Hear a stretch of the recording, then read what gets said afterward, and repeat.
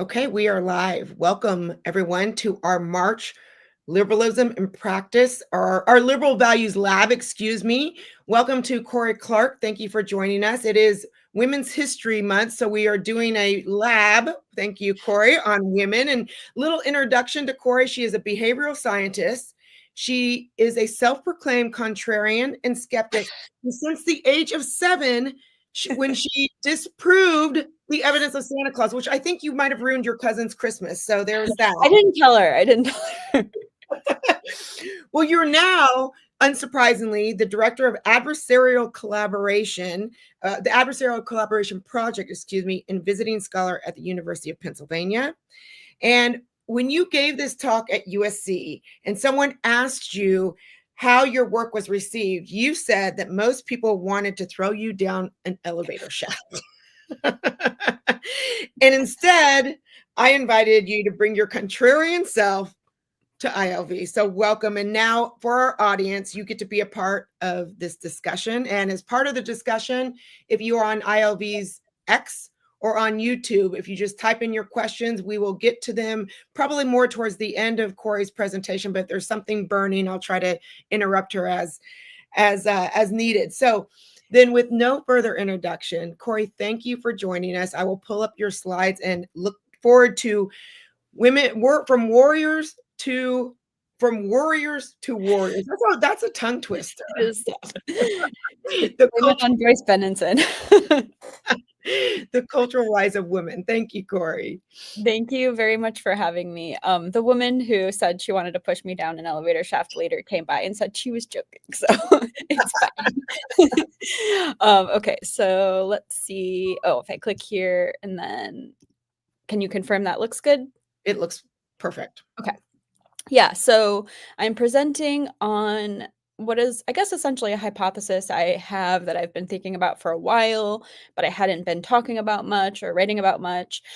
And lately I was just like, screw it.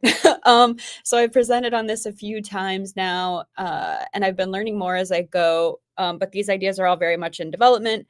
And essentially, the hypothesis is that many of our cultural conversations and cultural conflicts and all of the hot topics we've been debating over the past 10, 20 years are partly attributable to the cultural rise of women and indeed reflect female values.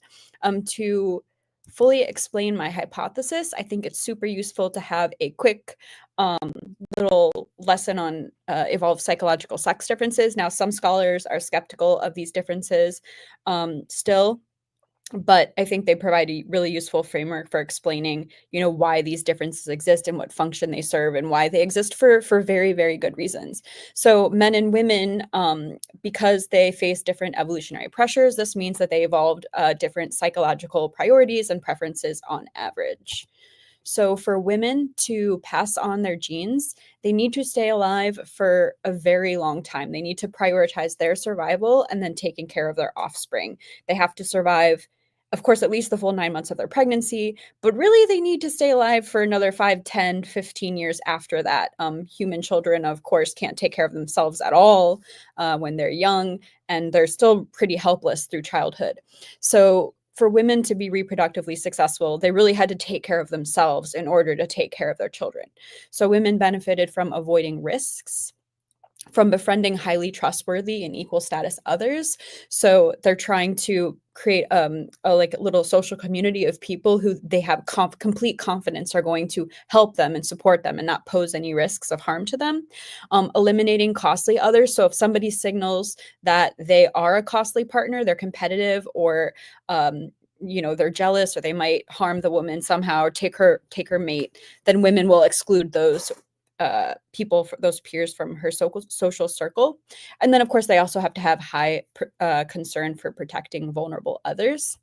Men, in order to pass on their genes, they really needed to gain access to women.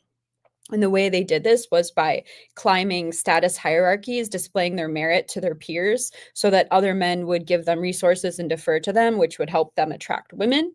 And then also they had to cooperate within these coalitions of other men so they could defeat other groups of men and take their resources and women as well. So men really benefited from being motivated to demonstrate their merit to their peers, building and climbing these merit-based hierarchies, identifying and cooperating with skilled others. So they want to partner up with other people who are highly competent, from competing against and defeating enemy outgroups. So they have this, I have my in-group coalition, and we are coordinating and cooperating together to defeat these outgroup enemies. And they really benefited from having maximally large groups. And I think this is important because whereas men are trying to build up these maximally large coalitions of highly competent men, because larger groups have a huge competitive advantage in any kind of coalitional conflict. The bigger, the better, really. They're trying to grow their peer group and build larger cooperative groups. Women, on the other hand, are trying to purify and pare down to a core of highly trustworthy others. So this is a critical difference. Whereas men are like building these large meritocratic coalitions, women are paring down and purifying their social groups to highly trustworthy and kind and loyal others. Okay, so I draw my title from Joyce Bennenson's book, which is Warriors to Worriers, or Warriors and Worriers, Survival of the Sexes. She calls men the warriors, again, because they evolved to essentially be warriors in coalitional conflict, and worriers, where women evolved to worry about their own well-being and the well-being of their children, then doing what they can to protect themselves and others. And she has studied sex differences from preverbal infants up through, young adult men and women. And this is just a selection of some of her findings from her various papers. Males prefer groups. They have larger networks. They affiliate more with peers. They're more tolerant of genetically unrelated peers. They dominate their peers to gain status. They affiliate more after conflicts and competition. So this one's important. If men get into a conflict with other men, this can determine who goes up and down in status, but the allyship doesn't end if they are in the same coalition. They stay friends. They affiliate more with peers of different ranks, so they're happy to work with people above them and below them. They prefer friends with status potential, and they're more hierarchical and meritocratic. Females, on the other hand, tend to prefer dyads. They are more likely to terminate friendships, exclude allies, eliminate competition, hold grudges, pare down large groups via ostracism. So they're really trying, again, to get rid of anybody from their social world who's posing a potential risk and doesn't look like a person who's only going to help her. They prefer performing the same as peers. The reason for this is a peer of higher status poses potential competitive threat, but a peer of lower status might become jealous and then pose a threat that way. So they really try to enforce equality. They're more empathic and helpful toward victims. They self-protect more. They prefer loyal friends, and they're more egalitarian. One of my favorite studies of Joyce Bennenson's, is this one where she had boys and girls that were 3 to 5 years old. And they had a set of stickers to distribute to 2 different colorings. And they saw these 2 colorings. One, as you can see, is a pretty nice coloring, and the other one is a scribbly coloring.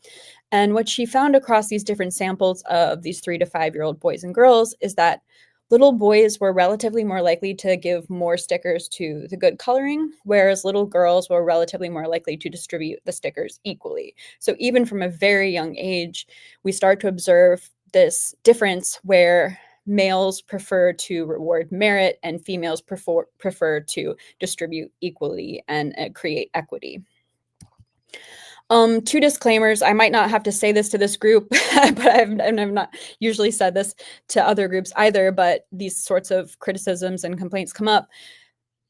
To say that men and women aren't exactly the same does not mean that one is better than the other. And what I'm saying here is almost precisely the opposite of that, which is that men and women are the way that they are for incredibly good reasons. And, we're all alive today because men and women are the way they are. So even though men and women kind of have these different modes of operation, they handle conflict differently, they handle cooperation differently. This doesn't mean that one is inherently superior than the other. They're different. And I'm not trying to make a claim about the desirability of male or female psychology. I'm trying to forward an explanation for some cultural changes that we've been observing over the past 5, 10, 20 years. Second one, Is of course that these are average differences. So distributions of men and women overlap on many or most traits, especially psychological traits. This here is just two overlapping distributions with a Cohen's d of 0.5, so like a small medium effect. And of course you can see there's tons of overlap. So some men are more female oriented and some women are more male oriented. But another thing to keep in mind is that sex differences are all correlated. So it's not that women are higher in just one thing and men are lower in just one thing. It's that women and men systematically differ across tons of different preferences and priorities. And so just as, if we look at male and female eyes alone, we have a hard time telling if those eyes are male or female. But when we have the whole face, because female traits are correlated with female traits, we are really good at discerning faces. So I think the psychological profiles of men and women are much more obvious than just focusing on any one particular difference where you might have overlapping distributions. So the reason I think this is important, that men and women do have these different preferences and priorities and values on average, is because we've been going through sort of rapid and radical demographic change in virtually all institutions. I use academia as a sort of case study, although I've been looking at other areas as well. Academia is one area where it was designed by men for men. Women were excluded altogether. In most places, women joined much later. And now they're starting to utterly dominate the institution. And so we have these institutions that were created by men and inhabited only by men for a very long time. And so we should expect that the status quo within those institutions, the norms, the culture, the values, the modes of operation should reflect male preferences and values. And so in academia, we see, for example, we really do have these large merit-based hierarchies where people are competing for awards and promotions and jobs and publications based on this merit. We sort people, they get grades, they get evaluated and sorted into, here you're going to a prestigious place, you're going to a less prestigious place. It is this very merit-based hierarchy where we do have this direct competition for status, trying to signal our merit to other people so that we can climb that status hierarchy. Here are figures for, these are just doctoral degrees and faculty at post-secondary institutions. So probably all of you know, women now dominate at the undergrad level and at the master's level, but this is also true at the doctoral level. So if you look in 1970, almost no women were getting PhDs. It was still a very male-oriented thing. This is not that long ago, 55 years. But this started to flip around 2005-ish, I suppose. And then ever since then, women have started to dominate. And now women are getting substantially more PhDs than men are. Similarly, with faculty positions, it used to be a fairly male-dominated profession. Looks like maybe about a third of faculty were female in 1987. And around 2018, they became about equal. And then ever since then, women's numbers have been increasingly going up and men's increasingly going down. So we're getting more women at the undergrad level, more women at the master's level, more women at the PhD level, and more women at the faculty level. So this institution that was once virtually 100% men is now probably more like 70% women. That is a radical change that's happened pretty quickly and also very recently. And given that men and women have these different values and priorities, I think it would be shocking if this created no change, no detectable cultural shift from changing the group so radically, so quickly. And I think what we've been seeing are precisely the consequences that one would predict if women's values were rising to prominence and influence in academia. The three that I'll focus on are increased preference for equity over merit-based hierarchy, increased preference for harm avoidance, and increased ostracism. I'll go through little bits of evidence of some of the things, or rather these are sort of anecdotes of some of the things we've all been talking about for the past 5, 10, 15, 20 years that reflect these these changes in priorities, and then I'll get into some self-report data that indeed show that men and women, including in academia, will tell you that they have these different priorities. So equity over merit-based hierarchy, one thing we've seen is grade inflation that's just continued to grow and grow and grow over the past 5, 10, 20 years, where the average GPA is now through the roof, and it's hard to sort of differentiate the top students from more average students because everyone's GPA is pretty good, which sort of means the standardized tests are more important, but then those have been, many schools have gotten rid of those. You might think that students are getting they're better at school and they're smarter than they used to be. And so everyone just is performing at this really top level. But we've seen that standardized testing, the students graduating in recent years are actually performing quite poorly. And so I think these really high GPAs are not smartest students ever, but rather the equal distribution of the stickers. It's that women want their students to get an A, and so they're more inclined to give their students an A because, again, they feel better when everybody is equal and everybody has the same. We have, of course, the introduction of DEI committees and departments and all of the DEI things, a lot of DEI initiatives. And of course, the word equity is right in there. This is the type of thing that women would care about. They'd want to make sure that everybody's experiencing the same outcomes. This is something I just found today. I was looking at Google Scholar hits within years, and I just did decades. So I did it in 1980, 90, 2000, 2010, 2020. And you can see that hits for equity have skyrocketed starting around 1990, 2000. So this is becoming a topic of high interest in academia in the past 20 years. And it is true that more papers get published now, so all the words tend to go up, but we don't see this intense of a rise for the word merit. And in fact, even we see a slight decline in interest in merit in the past 10 years. So this is some suggestive evidence that the academic community is now far more interested in merit and potentially less, or in equity, and less interested in merit. We've seen many universities start to put trigger warnings on books, including books that students had been reading for decades before. All of a sudden, they needed to have this warning about potential psychological harm they might suffer from reading these potentially sensitive books. We see the introduction of safe spaces on campus, and particularly targeted towards students that people perceive as vulnerable and in need of protection. And the introduction of anonymous reporting systems in schools, again, so that schools will investigate any potential harm that could occur. And so again, this is sort of a risk avoidant strategy toward making sure any potential harm is taken seriously and eliminated as soon as possible. We've seen increases in the number of scholars who've been targeted for their speech, and this is in teaching and research. If you read through these cases of professors who've been investigated or sanctioned for their teaching or research, almost all of them have something to do with the potential concern about a harm, and especially harm to a vulnerable group. So these cases of scholars getting targeted seem to be driven primarily by concerns about the harmfulness of the teaching and the research. We've also seen the addition of harm-avoidant criteria in the scientific evaluation process. So probably many of you are familiar that the Nature Springer family of journals is now saying that they might reject or retract papers if they seem to have the potential to cause harm to vulnerable groups.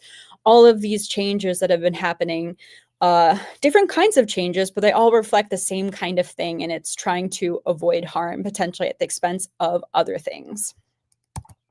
And then ostracism as the conflict resolution strategy. This is what cancel culture is really all about.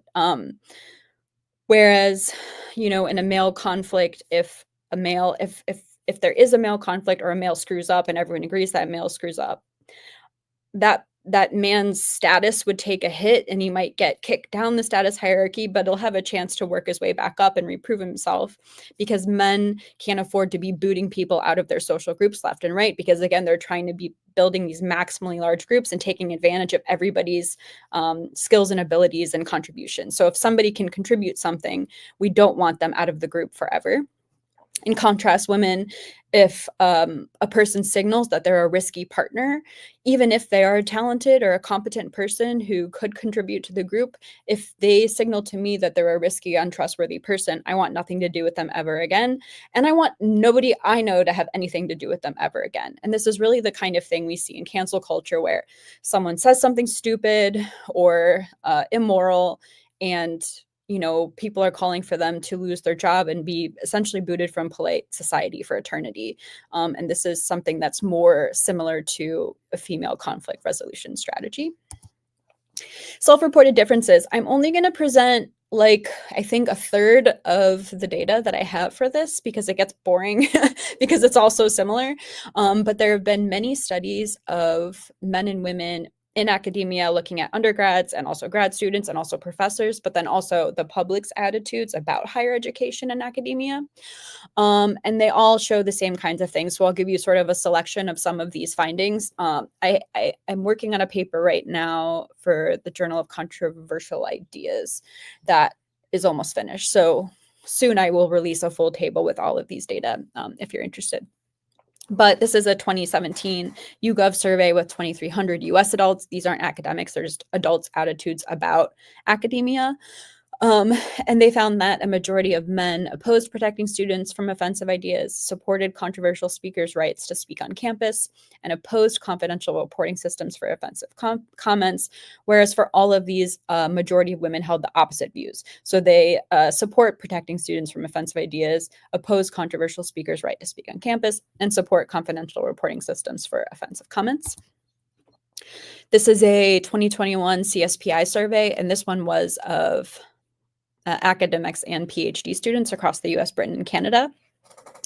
And they found that 66 to 76% of men support intellectually foundational texts above diversity quotas, whereas 44 to 66% of women support diversity quotas above foundational texts. So again, this is trying to create equity by supporting diversity of people that are going to be read in these courses, as opposed to potentially having students reading, the most classical texts that have contributed the most to our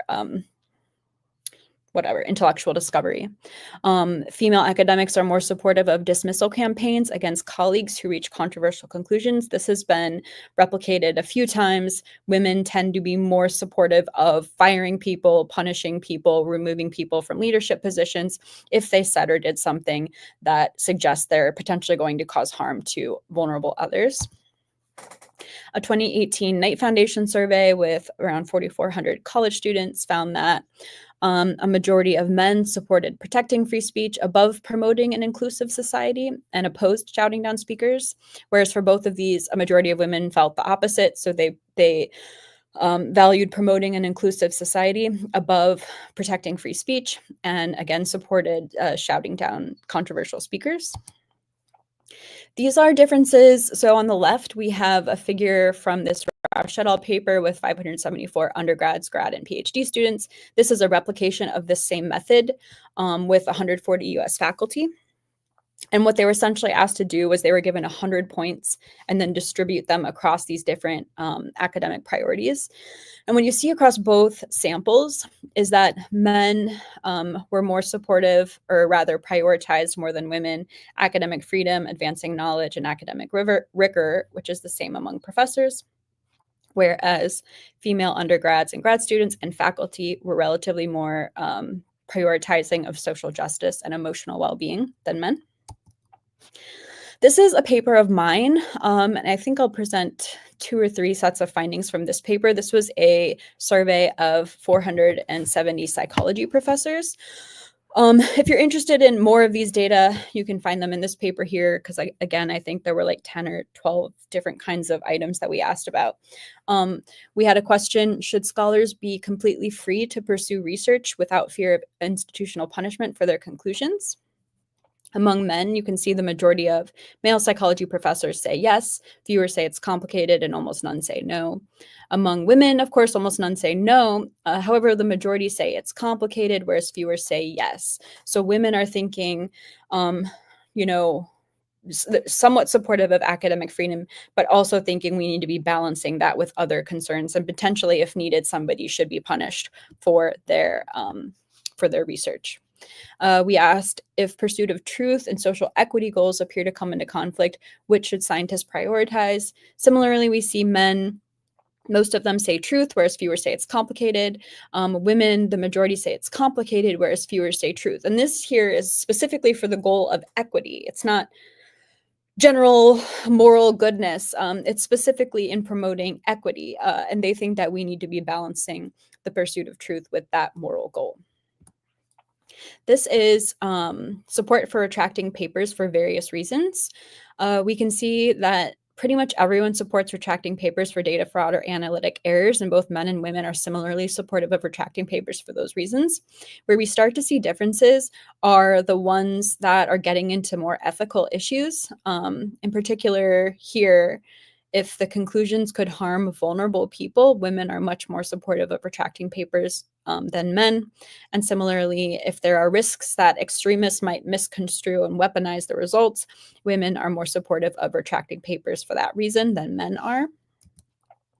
This is support for various actions and really punishments against scholars who forward biological explanations for group differences. The reason we asked about that is because biological explanations for group differences is like the broad category of conclusions in the behavioral sciences that are particularly controversial. And what we see is both men and women are similarly supportive of normal scientific criticism. They think, of course, we should be subjecting people to normal scientific criticism. But what we also see is that across all other actions, women are more supportive than men. So women are more supportive of socially ostracizing them, of publicly labeling them pejorative terms such as bigot, racist, sexist, disinviting them from talks, refusing to publish their work regardless of its merits, not promoting or hiring them, even if they meet typical standards. We don't see anything really here for stigmatizing grad students. And for this one, I think it's because grad students themselves are kind of perceived to be a vulnerable group, but higher support for firing them, shaming them on social media, and removing them from leadership positions. So what we see here across all of these different actions is that women are more supportive of ostracism-y types of actions towards scholars who are perceived as potentially promoting harmful or at least risky ideas. And these are all kinds of things which is like, you know, really trying to remove them from the social group and from academia.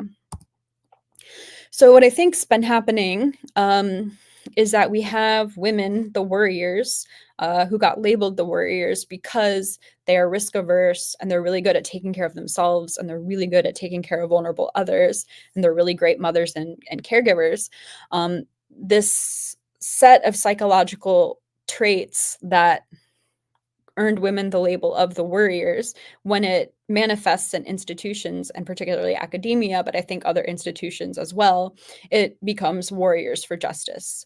So it becomes about trying to fiercely protect vulnerable other people, trying to enforce equity among everybody in the community, and making sure that nobody's posing potential risks of harm, even if that means we have to bend some other priorities or principles such as pursuit of truth, merit, or academic freedom.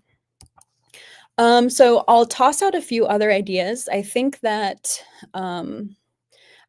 we should expect similar cultural changes virtually everywhere. Women have gained cultural influence. So in any institution that used to be nearly 100% men, that is now 20, 30, 40, 50, 60% women, I think we should see the same kinds of patterns. And probably many of you are aware that these changes have been happening in almost all institutions, especially in Western societies. So here is some of the progress women have made. This is in various political offices in the top and in leadership, so in Fortune 500 companies and also university presidents. You can see women have not reached 50% in any of these kinds of powerful leadership positions. Nonetheless, there have been radical demographic shifts in recent years, in the past 10, 20, 30 years. Across all of these kinds of institutions. And of course, these are people who have quite a bit of power for shaping our culture. Similarly, journalists, I think, have a lot of influence over our cultural conversations.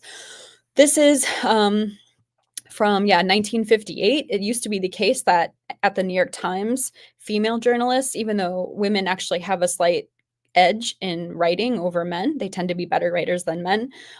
Women were segregated into a higher office, like on a different floor, to write pretty much exclusively for something called like food, fashion, family, and furnishings or something. And that was in 1958. In 1970s, they were sued because women were underrepresented in top newsroom and corporate jobs. And then in the past several years, they've released these diversity and equity inclusion reports. And what you can see now is that the majority of the New York Times staff is female and the majority of their leadership is female. So here we would have seen sort of radical shifts in who has been, writing and writing the news and sharing their ideas with the public. So yeah, I think I have 3 that I'll throw out here, although I have other ideas for other changes. And if any of you have any, please email me, because I suspect this is dozens and maybe more kinds of changes we've seen over the past 10, 20 years. The first one is the rapid increase in approval of same-sex marriage. It's sort of always been the case that women were more supportive of same-sex marriage and homosexuality than men have, and there has been evolutionary psychology research on this. The explanation is that because men are really looking for signals of formidability in other men, they're looking for other competent, powerful, strong men who are going to make a good partner in warfare. They are put off by feminine men and men who signal signs of femininity. Whereas women don't have that. They don't have that aversion to femininity in men. So they've kind of always been more supportive of homosexuality and same-sex marriage. And I don't think it's a coincidence that the sudden shift in approval in same-sex marriage happened when women started being the professors and being the journalists and being the politicians and having power really for the first time ever to influence the cultural conversation. And I think it's no coincidence that many of the heroes of the gay community have been women who gained power earlier than other women because they were, pop stars or actresses, people who had a lot of influence and people really looked up to and respected.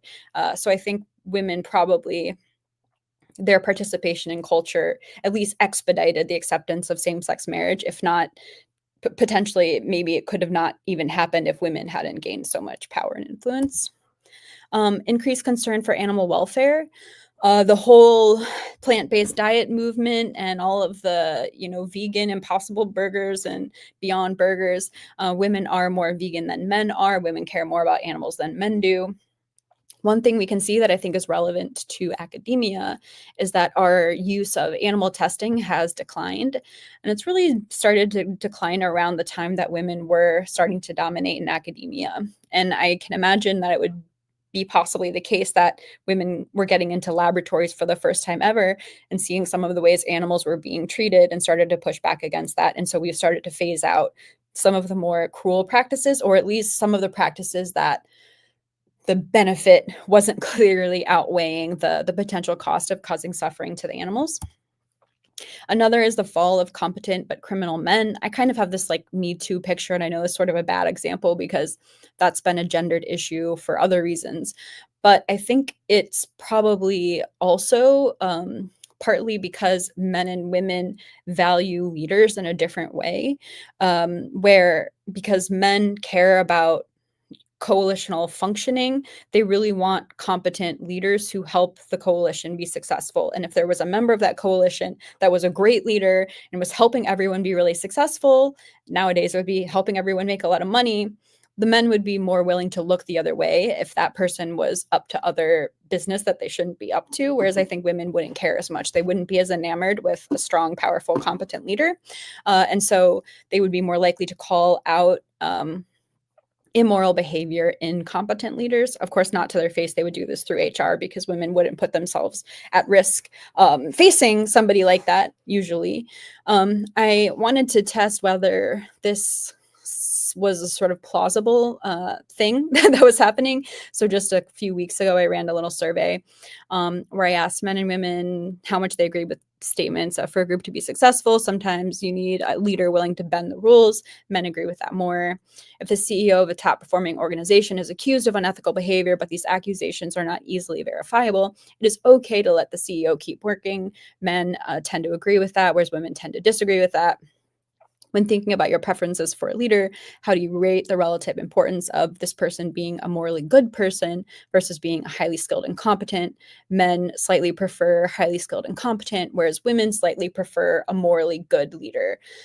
So I do think, some of what people might call accountability culture, and actually really holding accountable some men who were doing terrible things and getting away with it for a very long time. Part of that could be because women entered the workplaces and started to become aware of what was going on.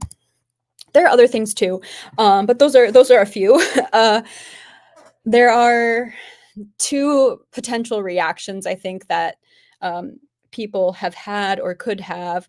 I associate the first with people maybe on the far right, and the second with people maybe on the far left.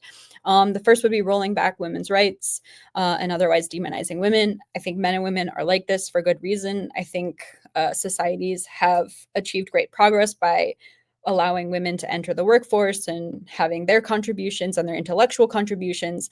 And that's been, largely a good thing. And that it wouldn't be the best way to handle that wouldn't be to say, let's kick women back out of the workforce. Let's not let them get education anymore. I don't think that would have positive consequences for society or culture. The other one is to deny that these sex differences exist altogether. And I don't think that's particularly helpful either, because, of course, if we can't discuss the potential causes of many of these cultural changes, it's hard to brainstorm ways that we can really maximize, what we're getting from both male and female psychology and the different contributions that they can make. So my more constructive reaction, which has already started to happen and I think will continue to happen, is that, rather than saying, oh, like this has been a bad thing, maybe you would say it's a bad thing in academia. I think what we want to do is find which policies and norms, or rather what has changed in the past 5, 10, 20 years that's not working, and what has changed in the past 5, 10, 20 years that is working, and collect the data on those different policies and intuitions and show the trajectory of those outcomes. And this has already started to happen. So with the standardized testing, a lot of universities got rid of those, and then it turned out students were getting misplaced and flunking out of school. And so a lot of schools started to reissue those. There's been research on trigger warnings and finding that this might cause even more psychological distress. And so people have been wheeling those back. And then I've looked at perceptions of harm from the public dissemination of science and find that people tend to exaggerate harm. And so I think if a person wants to claim that we need to be suppressing science on the basis of harm, then they need to show that with evidence. And largely that evidence is absent. So I think what we really need to be doing is identifying the various ways our cultures have changed. Some of those will reflect female values, of course. And then if we can prove that those consequences have been bad, then we need to share that evidence.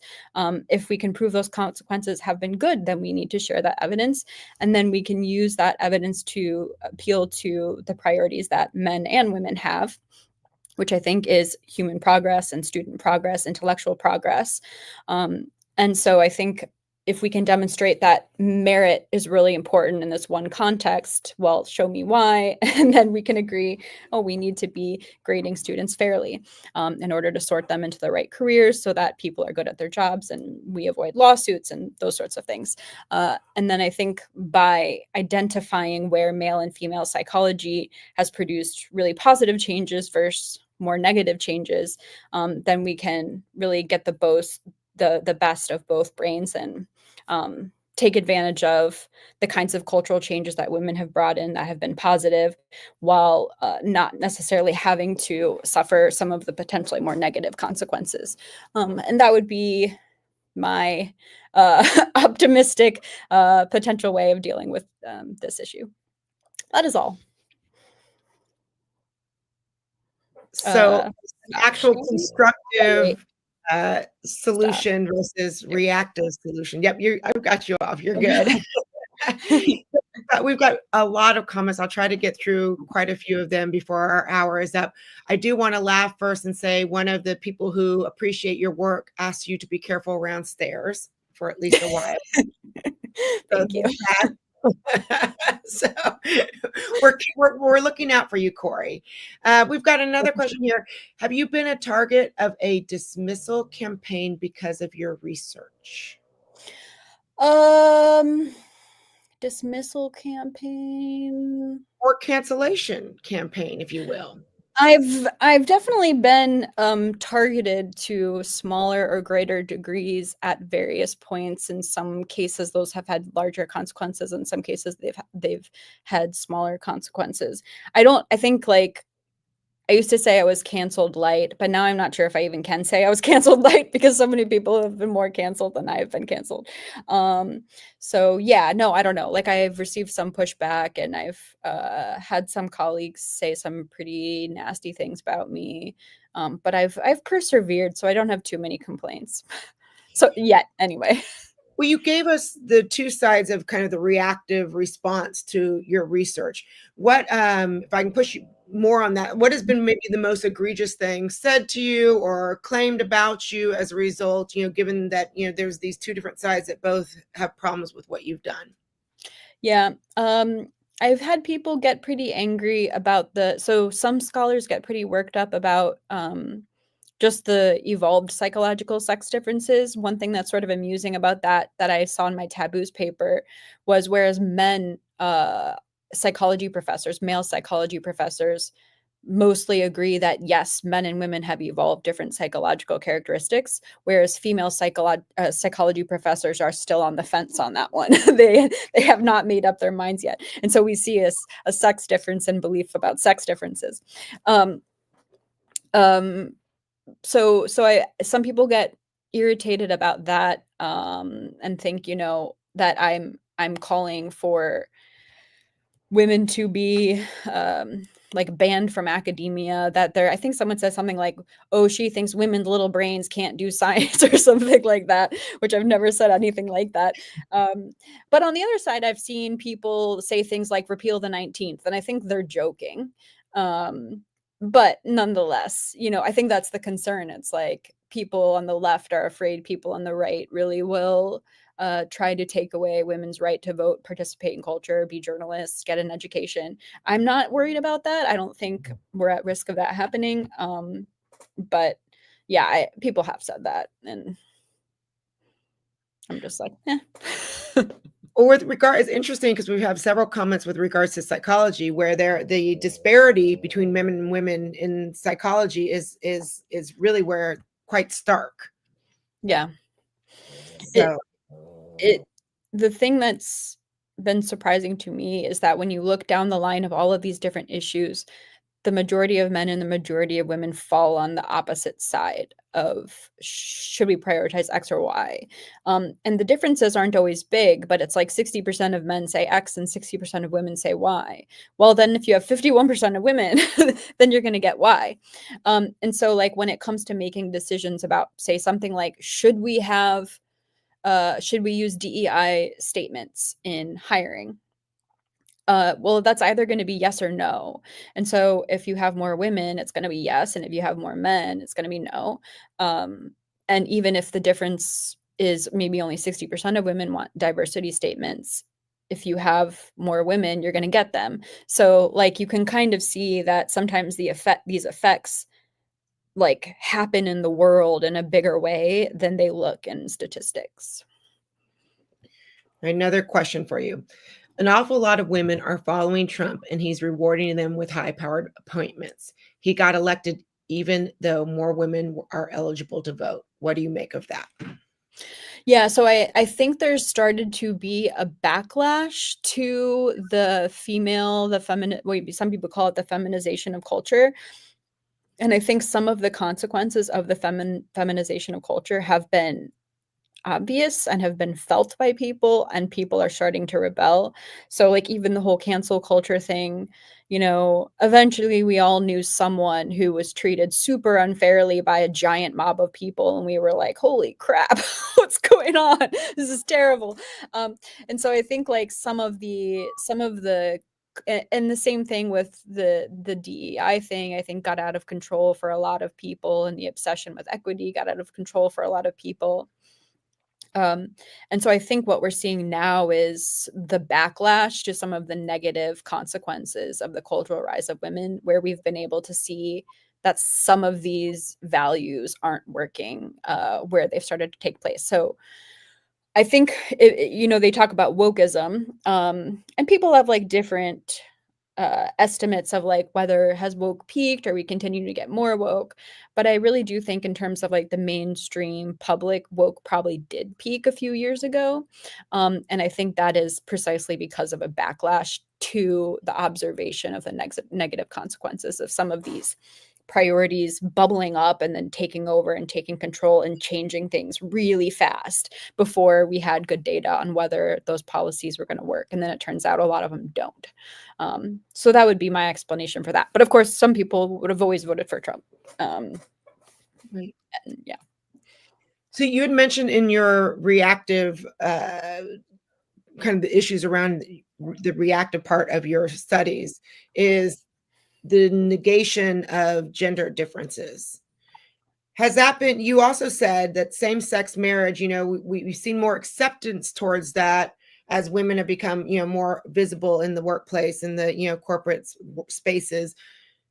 What about that? What about this idea of gender differences? Have we seen a rise in like kind of this acceptance of the idea that their gender is fluidity because of the same rise of women in the place, would you argue, or?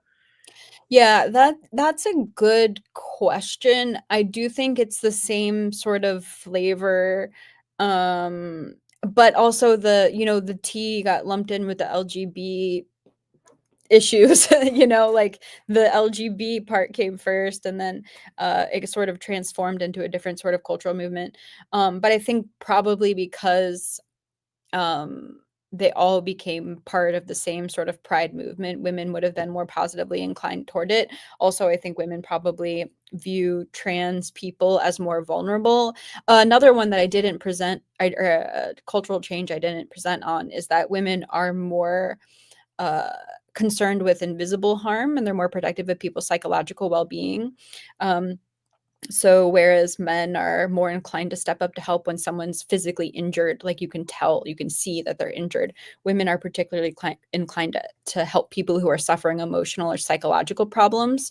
The vast majority of counselor types, therapists, psychologists, psychologists who actually provide therapy to people, something like 70% now are women. The explanation for this is that women had to be particularly sensitive to preverbal infants, and if they started to cry, the assumption is there's something wrong and I need to do something about it now. And so if someone signals or indicates that they're suffering or they need help or something's wrong, then women would be more inclined to say, yes, you're right. What do you need? And then I'll give it to you. And so I think some of that is some of the trans movement, and especially with younger teen men and women or whatever, boys and girls are struggling with that identity issue. Women would be more sympathetic and more inclined to say, like, you tell me what you need and I'll give it to you or help you achieve it. So I think there are kind of like a few pieces to why women are more pro trans issues stuff as well.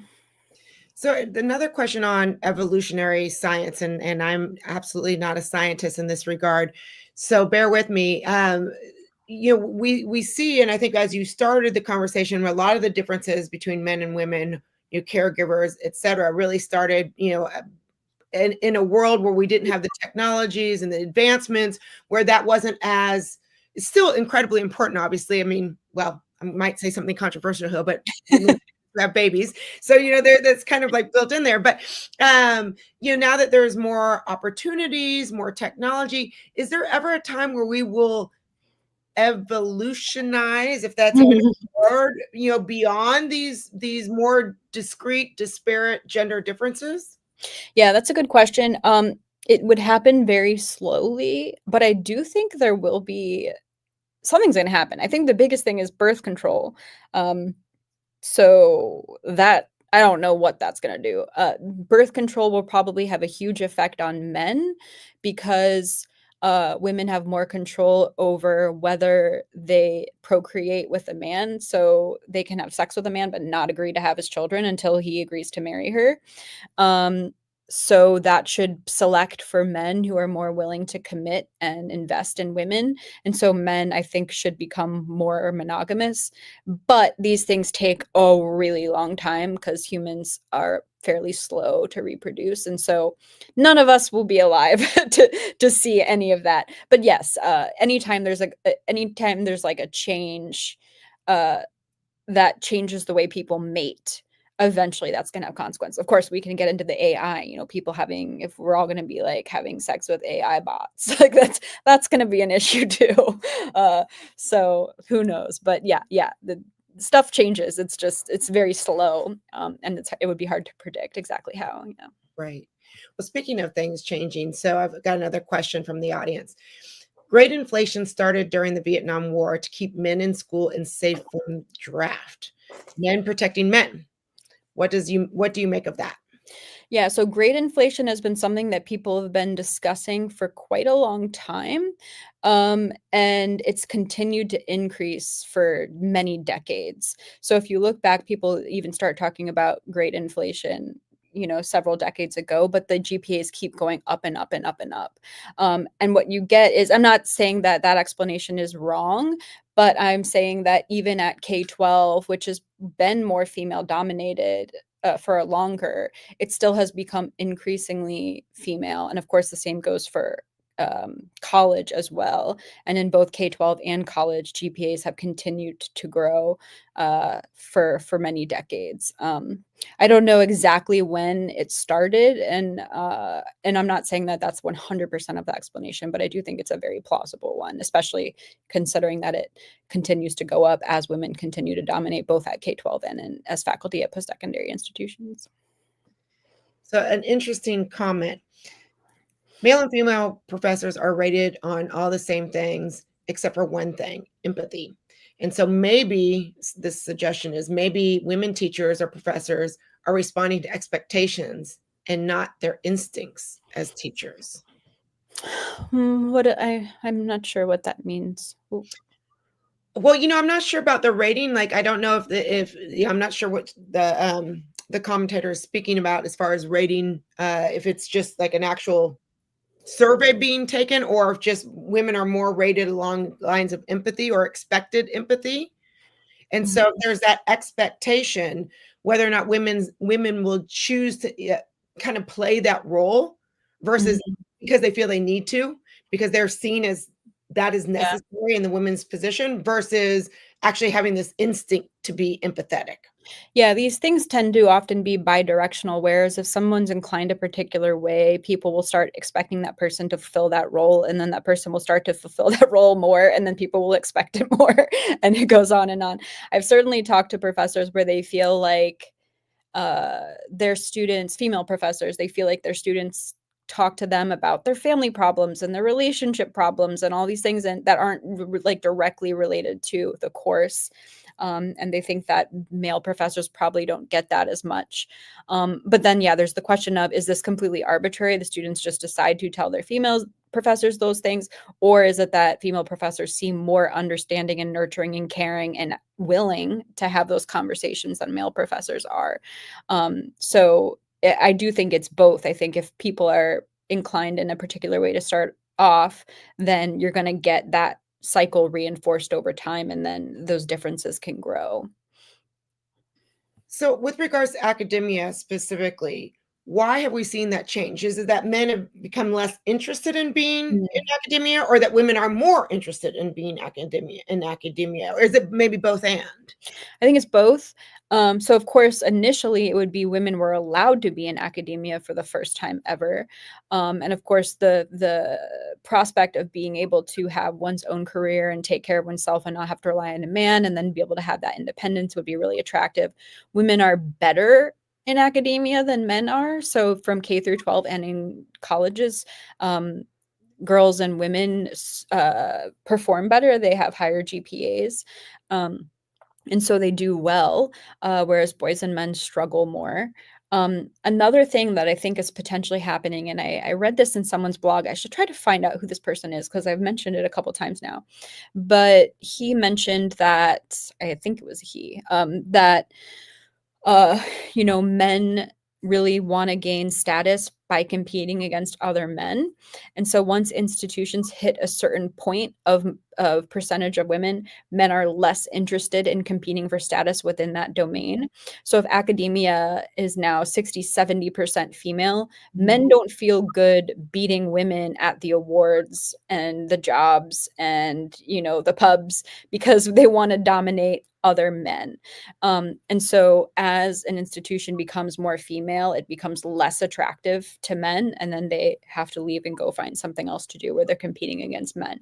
Um, but yeah, I think both of them happen. I think women were essentially not allowed to go and certainly discouraged from going. And then once they were encouraged, they were like, hell yeah. And then they went and then they did really well. And then men became less interested and started to drop out. And so we do see female numbers continue to increase and male numbers continue to decrease. Wow, that is I had never thought about that It's a before. hypothesis. It could be wrong. Well, fascinating hypothesis. All right, with only a few minutes left, kind of wrap us up in what is the cautionary tale around your research, and what if, I mean, you kind of did this in your conclusion, but what are some of the most concrete things that you think that can be done, and maybe that you are actually doing? Are you working on any interventions right now to kind of cross these divides?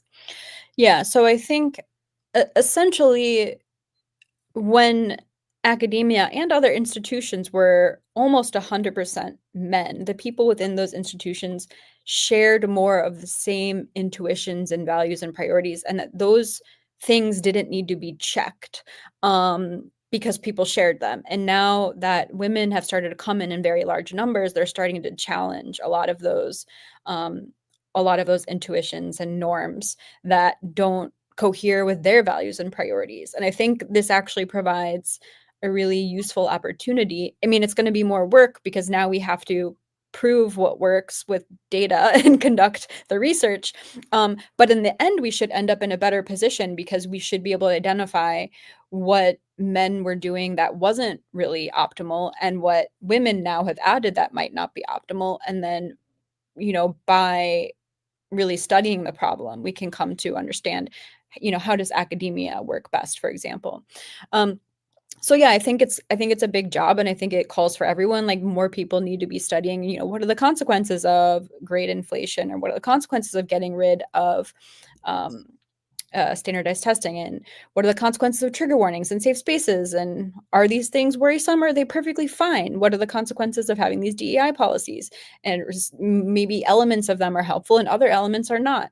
And so I think doing the hard work of figuring out what's going well and what's going poorly, it's just going to take time, and I think it's going to take collaboration from a lot of people. I am doing research on this, so I have some research looking at censorship and self-censorship among psychology professors. I'm right now doing a study of science editors, trying to understand sort of different philosophies of science, about what even are scientific journals trying to do, and then come up with, some editors are, you have extremes. Like some editors say, the first principle is do no harm. And this is what we're trying to do in science. We're trying to make the world a better place, which means that science that I don't think improves uh, humanity or the globe or whatever, that's not valuable science, and I'm not going to publish it. And other editors are like, truth, that's all. We care about nothing else. Who cares if it helps, if it harms? We're trying to build knowledge. And then you have people everywhere in between, and even other places, I'm sure. There are a lot of different views, and I want to understand what are these attitudes towards science? Can we classify them in some way? And then say, let's make the case. Why should we be concerned with harm, or why shouldn't we be concerned with harm? And then let's study the problem and see what happens if we start censoring science because we think it's going to undermine the dignity of some human social group. What are the potential good outcomes of that? What are the bad outcomes of that? But we need the data in order to have a more informed conversation, because what's happening now is, again, it's just people just fighting because they have these competing intuitions. And I think people need to justify their intuitions with data. And then hopefully we can persuade each other that way, because I think, just fighting about it hasn't been getting us very far, and it's just created a lot of conflict, understandable conflict, but like, I